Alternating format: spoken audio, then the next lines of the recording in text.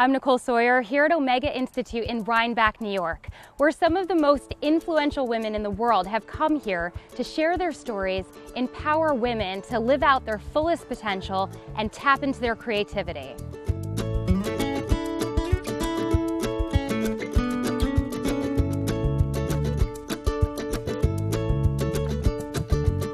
I'm actually a widow. I have 4 little girls. My husband was Captain Neil Taylor, and he was in the military for 17 years. Amanda Taylor is celebrating her 40th birthday at this workshop, Being Bold, Women in Power. Why did she travel all the way from North Carolina? To hear one of her personal heroes, Elizabeth Gilbert, talk about fear, creativity, and how to be bold even when you're afraid. I think she is inspiring. Amanda's life took a drastic turn after her high school sweetheart passed away. I had to redefine who I was and what kind of mother I was now going to be to these 4 amazing children. Early on in my grieving process, I found out that the more that I did brave things that I thought I never could do, the more I felt like anything was possible. All of the speakers overcame obstacles that would have overwhelmed most people. Bonnie St. John lost her leg when she was only 5 years old. Yet she rose above her physical disability and went on to become a legendary skier, the first African American to win medals in the Winter Olympic Games. I just always loved to dream. I didn't always know if I could do something or not, but it was better to try, and maybe your life will be exciting if you just try something.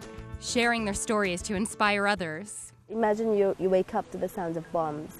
Imagine that there's no single house, but there's somebody who's dead, missing, or handicapped, or lost their job. Nadia Al-Sakkaf is a leading voice for change in women's rights in the Middle East.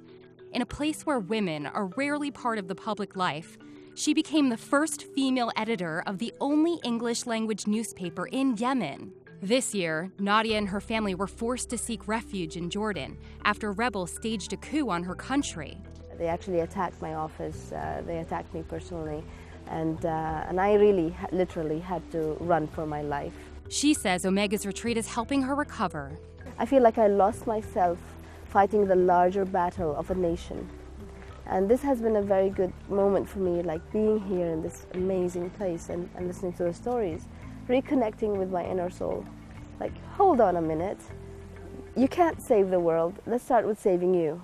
46-year-old Elizabeth Gilbert inspired millions of people to tap into their full potential with her travel memoir, Eat, Pray, Love. In her new self-help book, Big Magic, she explains that creative living doesn't necessarily mean leaving your career, but rather finding time in your life to explore your curiosity.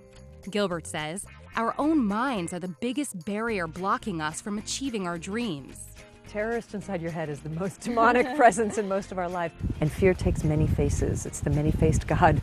It shows up as perfectionism, and you didn't go to the right schools, and you didn't have the right training, and you don't have the right mentors, and you don't live in the right city. All of those things, while real, at the very bottom of them all is a deep basin of fear that simply says, I am never going to be enough. Tackle your fears by doing power differently.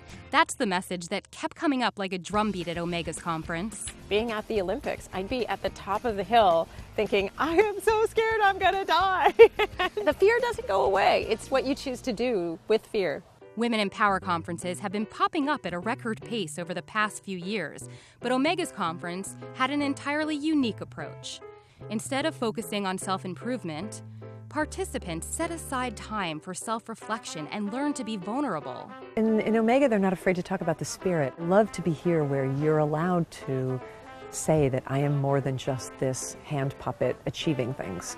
I am also a soul. Those are conversations that bring me to a much more interesting place than like, how can we mentor each other to succeed in the corporate world? And some intense conversations you'd never see anywhere else.